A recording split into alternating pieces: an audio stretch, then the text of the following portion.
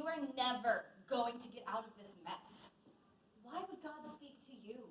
He never answers your prayers. Every time you ask him, nothing happens. You can't do it. You're not smart enough, and you don't know enough. There's no way you can overcome this. Everything's going wrong in your life. Wouldn't it just be easier to end it all? These are thoughts that go through people's heads every day of their lives. Satan plants these thoughts in our heads to keep us defeated. He wants to destroy us. John 8:44 says that Satan is a liar.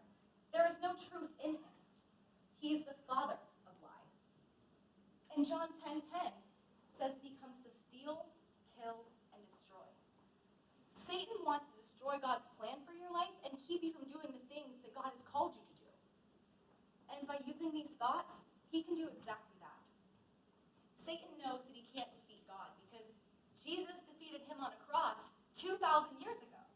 But he knows that if he can help you to forget that and forget what God has promised to you, he can defeat you. When I was younger, I had thoughts that would go through my head that would tell me, you're ugly. No one likes you as much as they like her. You're not good enough for anything. And I believed those until I started to get into the Word and remember what God said about me. But as I get older, those thoughts are beginning to change. As I was preparing for this sermon, I had 7 different sermons going on at once. And at first I would think, this is really good. And then I would go to do it, and I was like, well, never mind, guess it's not. And what would go through my head was, I know God said he would help you, but will he really? And with adults, I know God said that he'll give you a spouse, but will he really? When Joshua was marching around the walls of Jericho, I know he said that he would bring the walls down on the 7th time, but on the 6th, doesn't feel like it. Satan is trying to keep me from speaking God's truth to everybody. I can get up there and speak at states for future business leaders of America with no problem, but the moment that I have to speak God's word, I clam up. This morning I was sobbing and crying because I didn't think I could do this. Those thoughts were so overwhelming, and I had to take a stand. I had to realize that the reason Satan was attacking me this way is because this is what I'm supposed to speak to you. Why are we going around accepting things that Jesus paid the price to defeat once and for all? Why are we walking around defeated in our lives? We have been delivered so long ago. We don't have to walk around broken and defeated and hopeless.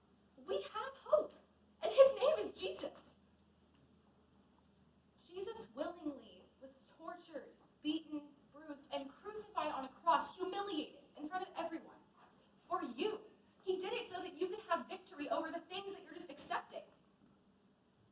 He defeated Satan once and for all. When he died, it wasn't over. He went to hell, and he stole the keys of death and hell and the grave, and he defeated Satan once and for all.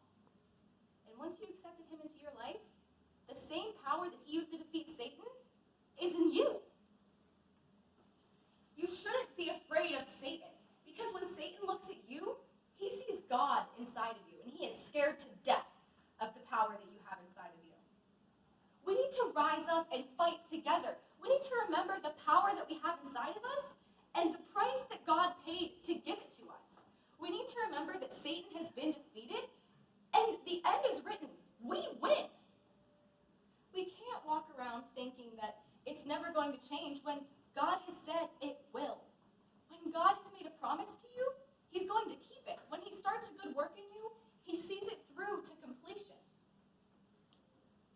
And as we leave today, I want to remind all of you that you don't have to accept the things in your life that aren't turning out right. You don't have to live this way forever. God has said he would change it, and he will. But you have to seek him.